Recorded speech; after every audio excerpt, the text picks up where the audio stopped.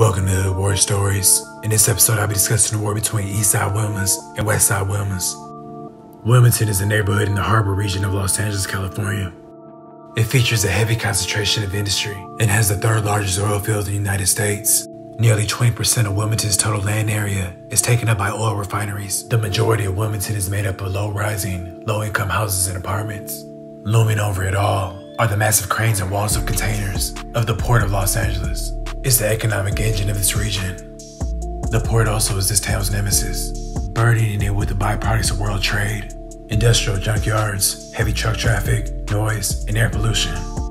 Annexed to Los Angeles in 1909, along with San Pedro for the port, Wilmington has long served as the entry point for Latinos. Roughly 80% of its 56,000 residents are Latino. Just about every resident in Wilmington knows the dividing line. Avalon Boulevard slices this pocket-sized community in two, marking east and west. It's the unofficial border that back in the 1950s separated white residents from Latinos. The east-west divide endured for 7 decades. Residents say they are from the east or west side of town. Gangs define themselves by the geography, calling themselves Eastside WILMAS and Westside WILMAS. The Westside WILMAS are located west of Avalon, and the Eastside WILMAS are stationed east of Avalon. The WILMAS gang began in the early 1950s. They consist of 3 subsets: Northside WILMAS, Eastside WILMAS, and Westside WILMAS. Eastside WILMAS has approximately 450 members and has several different cliques.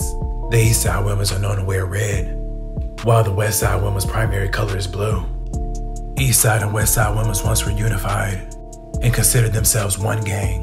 Locals say that ended in a fight over a girl who dated a boy on the other side of Avalon. A boy from Westside WILMAS got jumped by 6 brothers from Eastside WILMAS, and it's been on ever since. At that point, the gangs from the west side and east side of the boulevard declared war. The town was divided. By 1988, violence between the two sets was at an all-time high, with 8 killings in the span of a few weeks. On February 1st, 1988, Jaime is murdered just across the street from his home when a carload of Eastside WILMAS members fired 2 shots at Jaime, who was among a group of friends hanging out on the west side. Authorities arrested 4 teenagers connected to the shooting. Jaime was only 14 years old. 6 days later, on February 6th, Jose was driving with 3 friends after a late-night party. Jose was a member of Eastside WILMAS. He made a U-turn and stopped at the intersection of D Street and Wilmington Boulevard. This intersection is located on the west side of town, meaning Jose was out of bounds. A half-dozen youths approached Jose's car and asked him where he was from. A girl riding in the front seat recalled that she urged Jose to drive off or defuse the situation by saying he was from nowhere. Instead, Jose shouted, "Eastside," and that was all it took. The youth sprayed the car with bullets. Girl took the wheel and sped toward Harbor Medical Center, but Jose died en route. Jose had been trying to get away from the gang life. He was attending church and junior college classes, but still, he couldn't resist the opportunity to rep his side of town. He didn't want to look stupid in front of his friends. On March 18th of that same year, Eastside WILMAS strike back for Jose's death by shooting a hardcore Westside gang member. He survived, but 4 days later, Raphael, who lives in East Wilmington, is shot and killed as he walked home from church. Police and gang members confirmed that Raphael had no gang affiliation. Authorities believe he was killed by Westside gang members. In the early 90s, there was a brief truce between the warring gangs. The 2 factions had stopped fighting each other, mainly because former gang members convinced them that the community would reward them, but the community failed to provide them with alternative recreation and educational programs to occupy their time. The youth grew frustrated and turned back to the streets. The truce was short-lived. 2 years later, it was back wartime.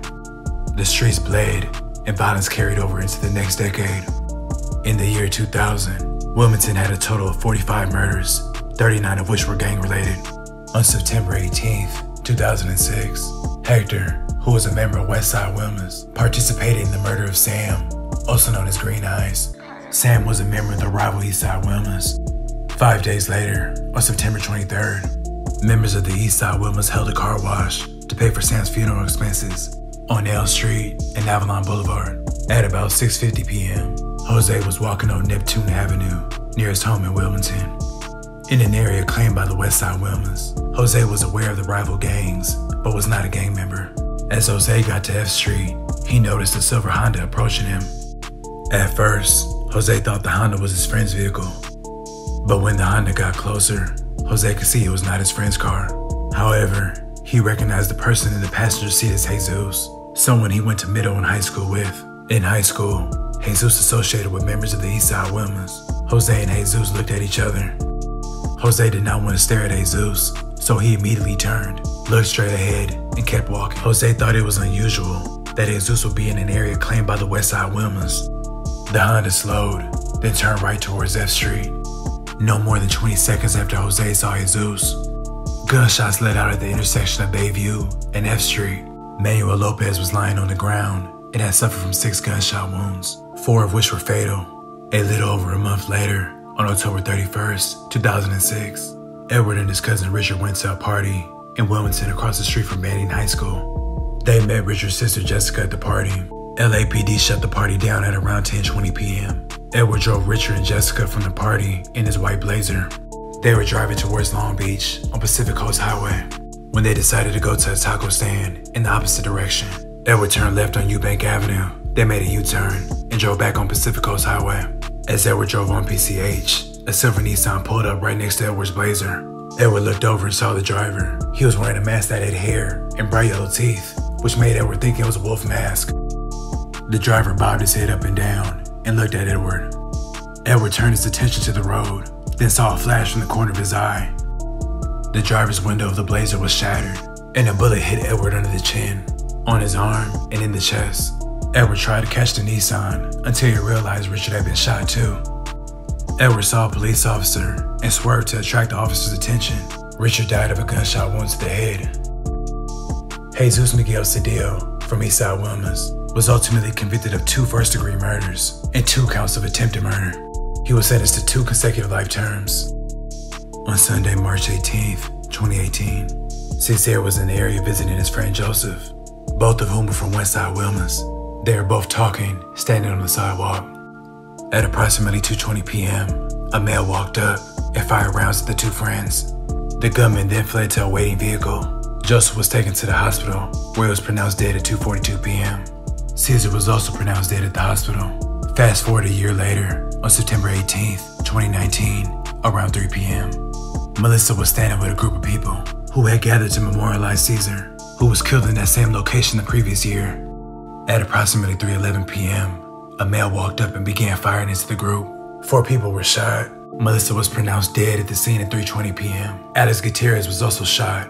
He was transmitted to the hospital and pronounced dead at 4:49 p.m. Alex Gutierrez was the brother of Caesar, who was being memorialized that day.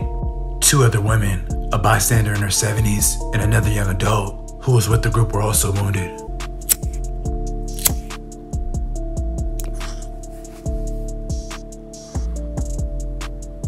I'd like to thank you guys for watching. Please like, comment, and subscribe.